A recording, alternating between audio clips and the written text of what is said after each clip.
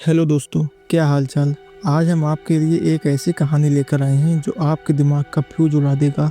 सोचिए, अगर मैं आपसे कहूं कि हमें एक ऐसा प्लेनेट मिल गया है जहां शायद जीवन हो सकता है। जी हाँ, मैं बात कर रहा हूं K218b की, एक नया एक्सोप्लैनेट जो बन सकता है हमारे उम्मीद की एक बहुत बड़ी वजह। कभी सोचा है, अगर इस बेहतरीन ब्रह्मांड में हम अकेले ना हों, अगर कहीं दूर कोई और भी जिंदा हो।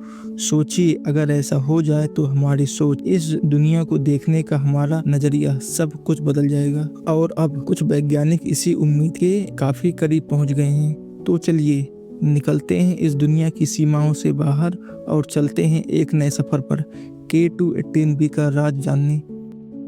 अभी आप अपनी स्क्रीन पर जो देख रहे हैं वो है K218b का सिस्टम। शायद एक एलियन दुनिया जो हमसे करीब 124 लाइट ईयर दूर लियो कॉन्स्टेलेशन में बसा हुआ है। हमारी पृथ्वी इस ग्रह से लगभग 8.5 टाइम्स ज्यादा छोटी है। इसको देखकर आप एक सुपर अर्थ इमेजिन कर सकते हैं। पहले इसको सिर्फ K218 के नाम से जाना जाता था, लेकिन अब जब इसके बारे में और डीप रिसर्च हुई तो कुछ ऐसे फैक्ट सामने आए जिन्होंने वैज्ञानिकों को भी शॉक कर दिया। इस प्लेनेट का सबसे इंटरेस्टिंग पार्ट पता है क्या है? इसका एटमॉस्फेयर। वैज्ञानिकों को पता चला है कि इसका एटमॉस्फेयर हाइड्रोजन और हीलियम से भरा हुआ है। और सिर्फ इतना ही नहीं, ऐसे इंडिकेशंस मिले हैं कि इसकी सरफेस पर लिक्विड ओशन भी हो सकता है। यानी कि अगर ये सब प्रूफ हो जाता है तो ये प्लेनेट थ्योरेटिकली लाइफ को सपोर्ट कर सकता है। और ये सब पता कैसे चला? हमारे सबसे लेटेस्ट और powerful telescope James Webb space telescope की मदद से। ये टेलीस्कोप हमको वो दिखा रहा है जो शायद हमने कभी सिर्फ सपनों में ही सोचा था।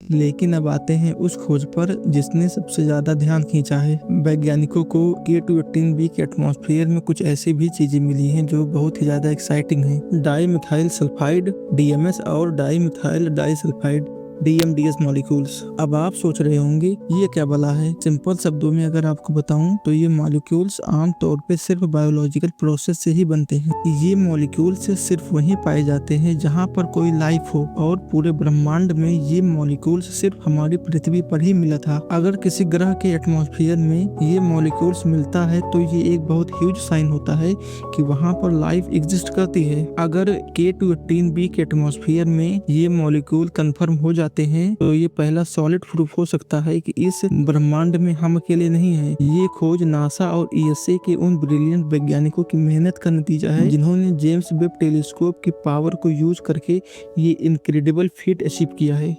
ये सिर्फ एक मॉलिक्यूल की बात नहीं है, ये हमारा पहला कदम हो सकता है ब्रह्मांड की उन उम्मीदों की तरफ जिनके बारे में हमने शायद कभी सीरियसली सोचा भी नहीं था।